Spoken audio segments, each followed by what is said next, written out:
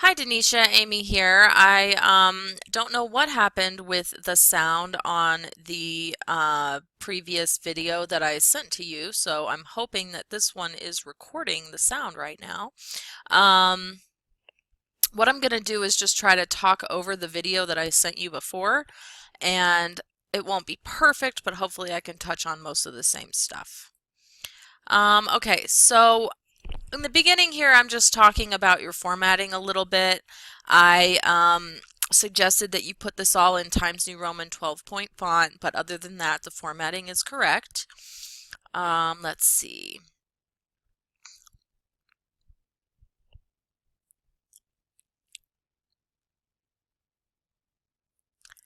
Yeah, I'm not quite sure. I think the next thing I'm going to talk about is the fact that you need to combine your first two paragraphs into one comprehensive introductory paragraph. So I think that's what I'm about to talk about right here. Okay. So you have some good background information in the first paragraph, but the stuff in the second paragraph here at the beginning about what meth is and how it can be used sounds more like background information still, so it'd make more sense if you put it up here in the introduction along with some of the other background information about use rates and consequences and things like that, and then you can just combine the two paragraphs then to go right into your thesis at the end of the introduction that you have here. I do think your thesis is strong and it does a good job mapping out the rhetorical points that you're going to be discussing in your essay. However, you don't actually need to include your thesis statement here because this is a blog. It doesn't necessarily have that top-down hierarchical structure you're used to. So it would be actually more important to include this at the end of the essay than here at the beginning. Although it's certainly not wrong to include it here at the beginning, just make sure that you do also have it included at the end in your conclusion. Okay, and then I'm not sure exactly where I'm going to go next. I think I'm just pointing out here that you do a good job evaluating the ad and mapping out your points about emotion, logic, and ethics. And then in this first topic sentence for your first body paragraph here, I think you could do just a little bit more to directly mention emotion in this topic sentence here.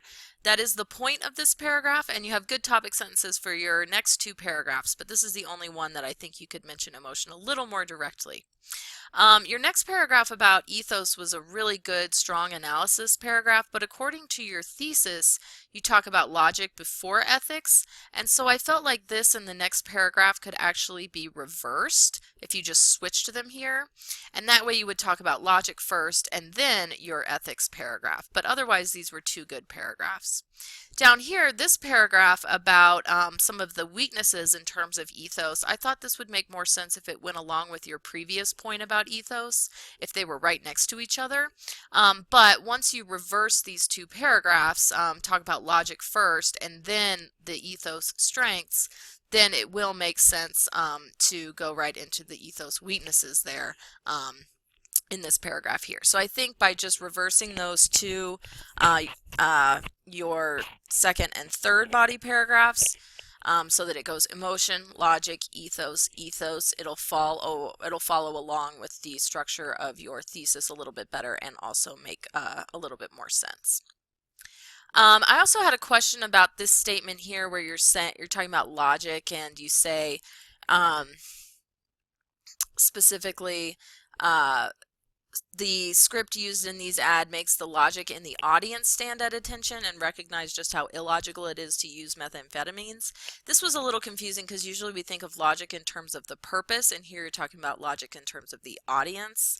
So I would just maybe rephrase this to say the effective use of script makes the message or the persuasive message in the ad more logical, and it helps the audience recognize just how illogical it is to use meth. So I think it's just a semantics thing, but rewording that to make it a little bit more grounded in the purpose would help. The only, again, concern I had here was just that your two ethos paragraphs are right next to each other. I did mention that you need to have links to these sources throughout your blog, but I checked and all your links are good, so that was good to see. You don't need to include those links embedded here as well, but you certainly can. All you really need for in-text citations will be your attributive tags and then your works cited at the end. And just as long as you have the links embedded in your blog, which you do, that'll all be fine. And then I'm not sure exactly. Oh, at the end of this paragraph, you just leave off talking about your supplementary source. I want you to connect that back to the meth ad that you are analyzing. So here you say, you know, the Center for Disease Control used actual smokers in their ads and it was pretty effective. So then just say something else there like, you know, if the creators of the meth campaign did that too, it would help. Or this is something that the creators of the meth campaign could have done a little bit more with or could have gone a little bit further with to try to be a little more persuasive. Okay, I think that's what I'm talking about right here. Let's see.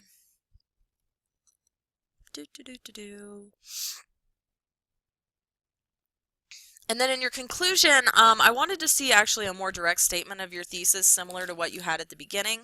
You do restate your evaluation here, but you don't recap all of your points directly. So if you were to put that in, it would be a little bit more powerful way to wrap up the overall analysis here at the end.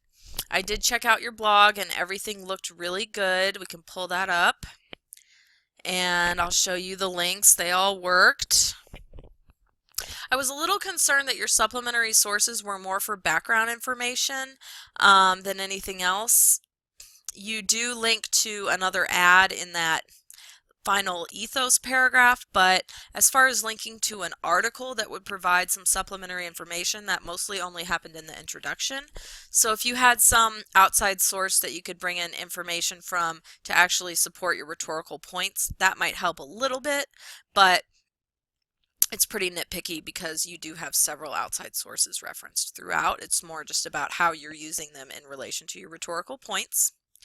You do need to format these sources in your works cited according to MLA, and so I'll give you some tips here on how to do that. This is a website called the Purdue Owl, and it's a free online style guide that's really popular and I've found to be really useful. There's the URL there. This will show you how to cite your electronic sources, particularly the pages that you're citing on your overall or within the overall websites that they come from. So you won't be citing an entire website. In this case, you'll be citing just one page on a larger website. And so you're going to actually use the organizations behind these videos and articles as the authors because there usually aren't individual authors, but more the organization. So in this case, the organization, the Meth Project Foundation, would be the author of this ad. Then you would put the title of the video in quotes. Okay, so there I'm highlighting the author, the organization as the author, and then the title of the video in quotes, and then the title of the larger website in italics. Again, then the organization that has published it, the date of publication, or N period, D period if there's no date, the word web, and the access date. So let's look at that for the video that you're analyzing. In this case, you might have to look at the fine print. It would be the Meth Project Foundation. The video is titled Family. That would go in quotes. The larger website title is methproject.org, so just the abbreviated version of the URL there. That would be in italics. Then you would have the organization again, Meth Project Foundation, comma, and then the publication date, which you might have to go to the copyright date for. Down here at the bottom again in the fine print, 2015, and then the word web and the access date. Let's try a different one. For your CDC source, again, you're going to use the organization as the author. CDC, the page title in quotes would then be Tips from Former Smokers. The website title in italics would be cdc.gov.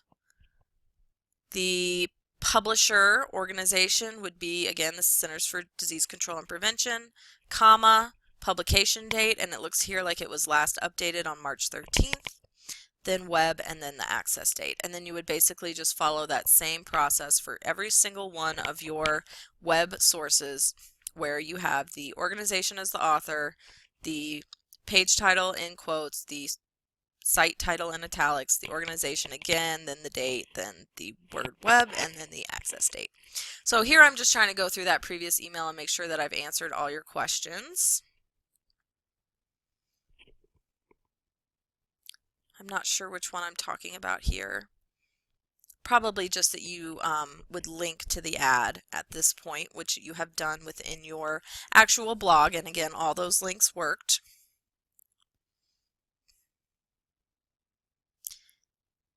And then your other question, I think, was about text wrapping around images, which I actually am not entirely well versed on. I could probably figure it out, and I've done it, but I can't explain how to do it. I don't know enough about HTML to be able to explain how to do that to you. But suffice it to say, your blog looks really good, and you don't have to go as far as making the text wrap around the images. I know it would probably look really cool, but you've done enough at this point for your blog, so I don't feel like you need to spend more time on that. So please let me know if there were any questions there that didn't get answered. I may have answered them in my original video, but then obviously something got lost in translation, so I apologize for that. So yeah, please just let me know if you have any other questions, and otherwise good luck with your revisions.